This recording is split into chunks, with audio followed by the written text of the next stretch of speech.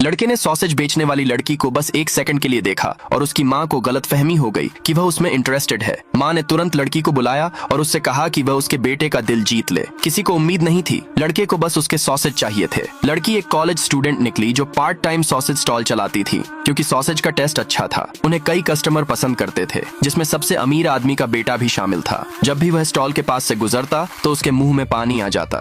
ये सीन उसकी माँ के लगाए गए इन्फॉर्मर ने देख लिया। लड़का साफ तौर पर सॉसेज को देख रहा था, लेकिन उन्हें लगा कि वह लड़की को घूर रहा है। वह हैंडसम और अमीर था, फिर भी उसने कभी औरतों में इंटरेस्ट नहीं दिखाया था। अगले दिन वह औरत, जिसे सच का कुछ नहीं पता था, ने लड़की को बचाने वाली समझा और उसे अपने सामने बुलाया। उसने 10 मिलियन निकाले और उससे कहा कि वह उसके बेटे को डेट करे। लड़की तुरंत काम पूरा करने के लिए मान गई। उसने जानबूझकर अपना स्टॉल बास्केटबॉल कोर्ट के बगल में लगाया। फिर कुछ अनएक्सपेक्टेड हुआ। लड़का जो बास्केटबॉल खेलने में लगा था, उसकी दूर की मुस्कान की वजह से कंट्रोल खो बैठा और बॉल अपने टीममेट के चेहरे पर दे मारी, जबकि लड़की मन ही मन खुश थी। लड़का पहले ही पास आ गया था और उसने कुछ ऐसा कह दिया जिसकी उसे उम्मीद नहीं थी। उसने उससे 2 सॉसेज मांगे। तभी लड़की को एहसास हुआ कि लड़के को उसमें कोई दिलचस्पी नहीं है, सिर्फ सॉसेज में है, और हर बार जब वह आता तो वह चाहता था। लड़की ने सोचा कि क्योंकि उसे उसके बेचे हुए सॉसेज पसंद है, तो अगले कई दर्जन दिनों तक लड़की ने उसके सबसे पसंदीदा सॉसेज तैयार किए। स्कूल के बाद टीचिंग बिल्डिंग के बाहर उसका इंतजार करती रही। उसके करीब आने की कोशिश में उसने उसे फ्लर्ट वाले मैसेज भेजे